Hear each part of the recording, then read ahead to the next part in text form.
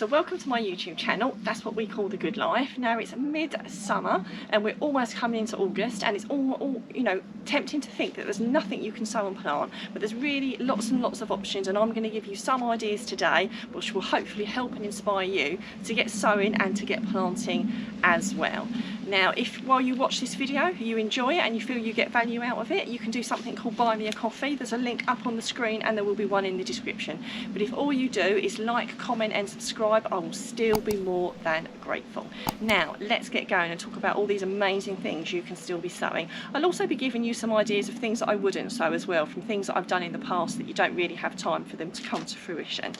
So something that is a really good staple in my house, and anyone who follows me know that chard is something that I'm really passionate about, and in particular the rainbow or the bright lights chard. It's so incredibly versatile. You can use it for so many things: soups, stews, salads, you name it, curries. There's so many things you can do with that. It's absolutely fantastic to be getting that in your garden. Now you can direct that, sow that into the ground this time of year, and you'll still get a lovely harvest of chard all throughout the winter, and it will take you into the early spring. I've already got some in the garden, but I've already started some more off, so that I've definitely got plenty to keep me going.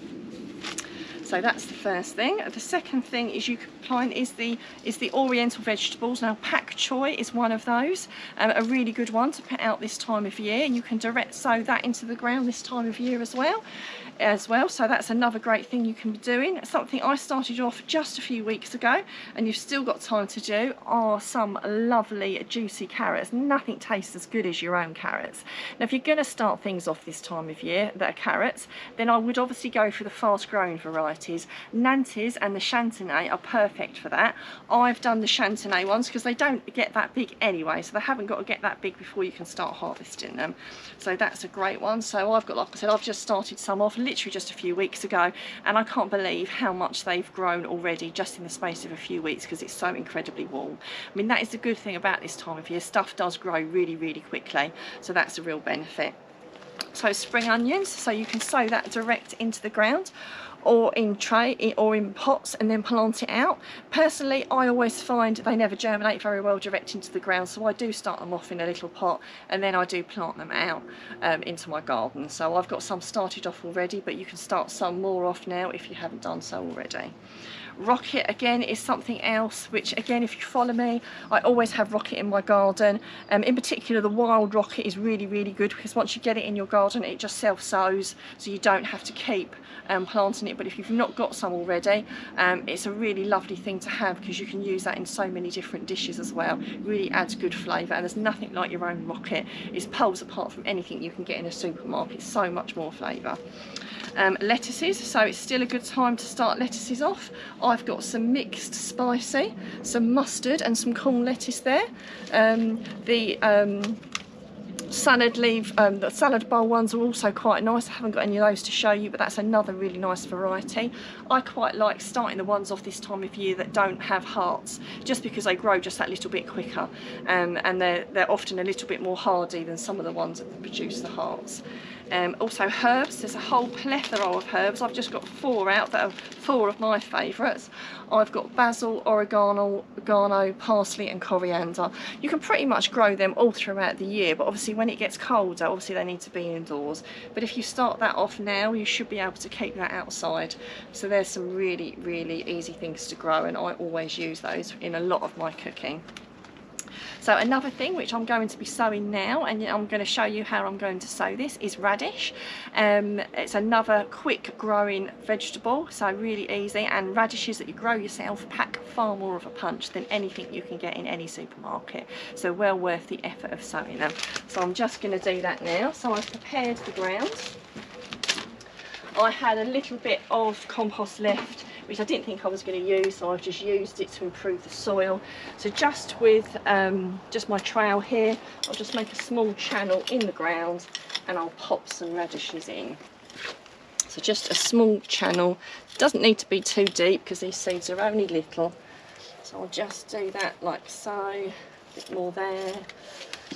What I do to help my seeds start off is before I put the seeds in, I water the ground a little bit, just so that the seeds land on something moist, just to give them that little bit of an extra head start. It just helps, especially where it's been so dry. And if you see any big stones like you've got there, just lift them out the way.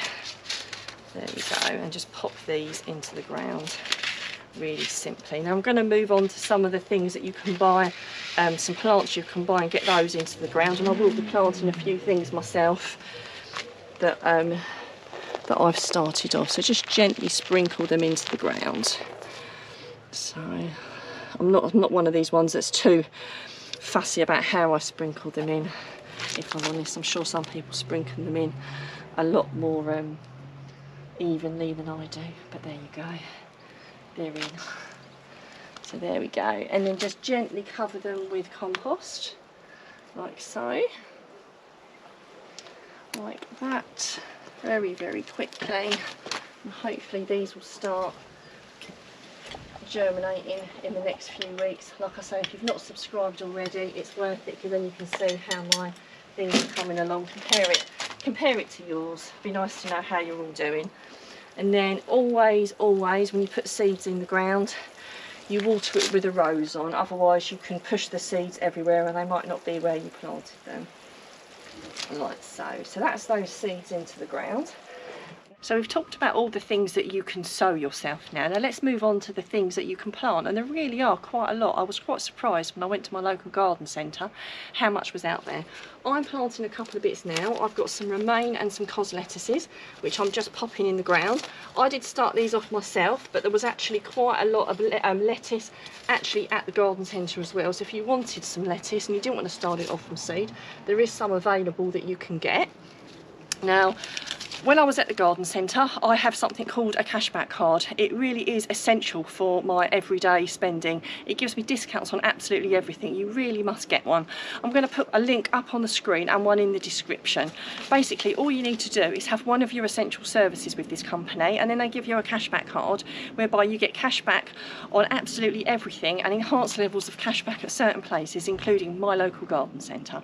Now, let's move on swiftly to the things that you can be planting out now. So the things you can be planting out now that I saw at the garden centre where they had lots of chard plants. So again, like I said, chard is incredibly versatile. You get quite a lot for your money when you buy chard if you're not going to start it from seed, because it's like cut and come again.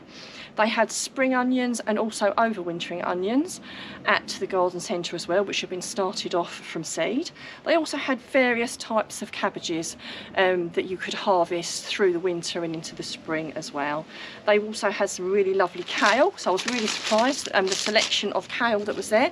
So I've already started off lots of kale, but if you've not got some kale, they had some lovely plants, and again, such a versatile vegetable. I literally wouldn't be without my kale. Also French runner beans and broad beans. So if you've not started some off already, or yours have failed, worth getting down your garden centre and checking out what they've got there. Also there were some peas that they started off. Personally, I think you get that much for peas, but they're there if you wanted to. Things like French beans and runner beans, you get such a lot for one plant. It's worth it. They also had some kohlrabi, which is something I have planted before. Some people call it the Sputnik vegetable.